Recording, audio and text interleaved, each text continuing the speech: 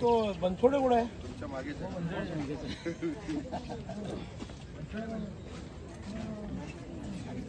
रोहिणी मंगल्या कोलेकर, माझे mister court केसमध्ये होते. ते 10 वर्ष काम करत होते इथे.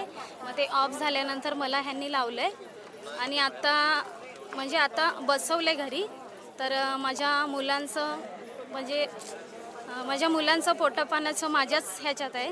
म्हणजे आता माझी मुलांची जबाबदारी माझ्यावर आहे आणि ह्या लोकांनी असं मला घरी बसवल्यानंतर मग मी काय करणार?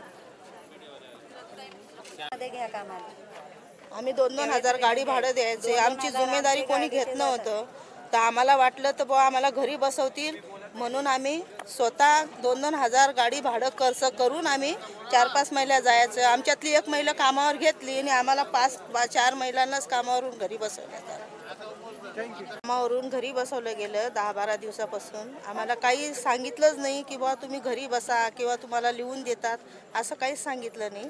अचानकमध्ये 31 तारखेला आम्ही कामावर होतो आणि 1 तारखेला आम्हाला डायरेक्ट सांगितलं की बुवा तुम्हाला घरी बसवण्यात आलं आहे, कामं नाही. तिकडं कामं नाहीत, आमचं म्हणणं आहे आम्हाला इकडं कामाला घ्या.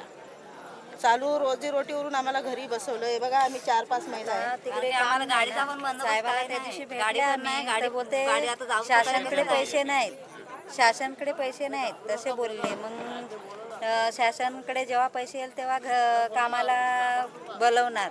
मग तोपर्यंत लेडीज लोक काय करतील, कुठे कामाला जातील? काढायच्या अगोदर पहिला कळवायला पाहिजे ना की बाबा ह्या महिन्यात तुम्हाला घरी बसवणार आहे. तसं अचानक मध्येच बंद करणार तर कसं होणार? काय काम करत होते मावशी? असंच म्हणजे झाडू बिडू मारायचं काम, असं म्हणजे खत भरायचं, कुंड्यांना बेलणी करायचं, काय गवत लावायचं, काय खत टाकायचं. कोणी काढलं तुम्हाला? कामावरनं ह्या लोकांनीच काढले. त्यांचे काय नाव आहे?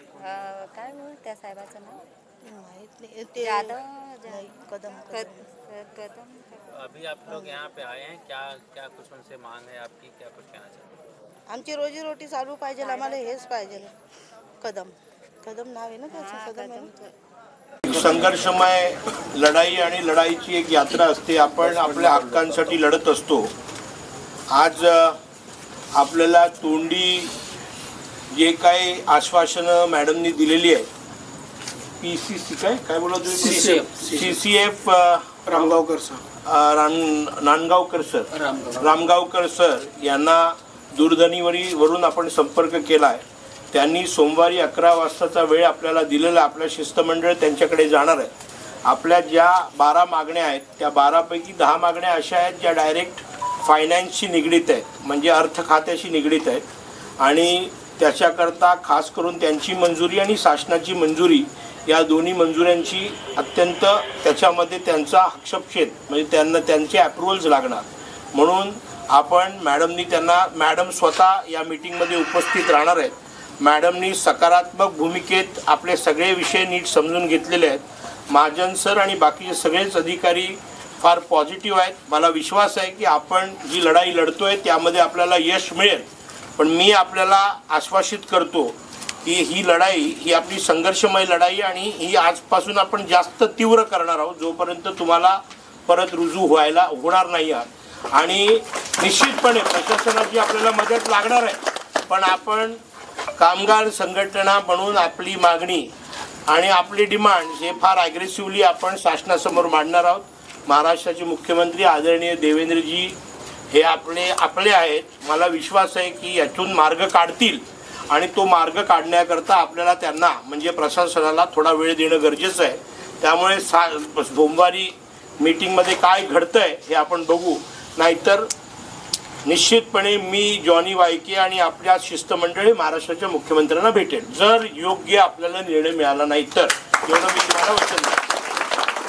आता या ठिकाणी आपण सगळे या ठिकाणी जमला. सकाळपासून आपण जे कष्ट घेतलेले आहेत जे या ठिकाणी सकाळी मी 10 वाजता आदरणीय अनिता मॅडमना फोन केला होता. त्यांनी मला सांगितलेलं की मी आज पूर्ण दिवस कोर्टात आहे.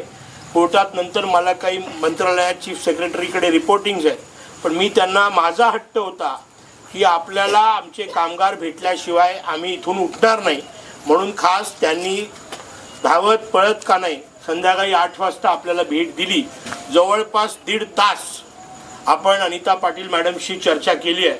त्यांनी त्यांचा महत्त्वाचा वेळ दिला त्याबद्दल त्यांचे देखील मनापासून आभार. धन्यवाद. या ठिकाणी कस्तुरबा पोलीस स्टेशनचे वरिष्ठ पोलीस निरीक्षक त्यांचे पूर्ण स्टाफ त्यांनी आपल्याला पूर्ण सहकार्य केलं.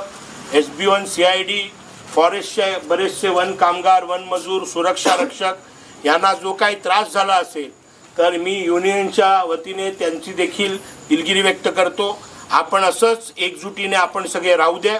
मी सांगणार लढेंगे आपण बोलणार जीतेंगे. लढेंगे लढेंगे हात वरती करून लढेंगे लढेंगे. धन्यवाद. थँक्यू. आपल्या अनिता पाटील मॅडमची भेट झाली आणि भेटीत काय घडलं ते सन्माननीय महाजन सर जे आपल्या या पार्कचे प्रमुख आहेत ते आपल्याला त्यांच्या सुमुखाने आपल्यापर्यंत पोचवतील. नमस्कार. आता आपल्या धडक कामगार युनियनचे नेते राणेसाहेब आणि तसेच आपले इथले जे स्थानिक हे तुमच्या युनियनचे आपल्या युनियनचे जॉनी वायके धुरी आणि बाकी आदरणीय सदस्य आणि तुम्ही सगळे आज तुम्ही तुमच्या याच्यामार्फत काही निवेदन संचालक व आपल्या म्हणजे डायरेक्टर मॅडमांना आपण दिलेले होते. तर मॅडम आज दिवसभर हायकोर्टात होत्या. त्यांनी बरीचशी चर्चा झाली राणेसाहेबांशी आणि आजच्या त्या निवेदनावरून असं ठरलं की काही मुद्दे हे वरिष्ठ कार्यालयाशी संपर्क साधून आणि त्यांच्याशी चर्चा विनिमय करून आपल्याला त्याच्यातून एक चांगला पॉझिटिव्ह मार्ग काढायचा आहे. मॅडमांनी आश्वासित केलेलं आहे याबद्दल. आणि मॅडमांनी स्वतः वरिष्ठ स्तरावर वरिष्ठ अधिकाऱ्यांशी राणेसाहेबांसमोर जॉनी वायके यांच्यासमोर हे केलेली. त्यांनी सोमवारी दिनांक 17 रोजी सकाळी 11 वाजेची वेळ दिलेली आहे. त्याच्यात आपले काही सदस्य आणि नेते आणि मॅडम आणि आम्ही सगळे उपस्थित राहून पुढील आपण चर्चा करणार आहोत. आणि आम्ही एकच ग्वाही देतो आमच्या प्रशासनामार्फत की आपण एकदम पॉझिटिव्हली आम्हालाही तुमचे आपण सोबतच आहेत.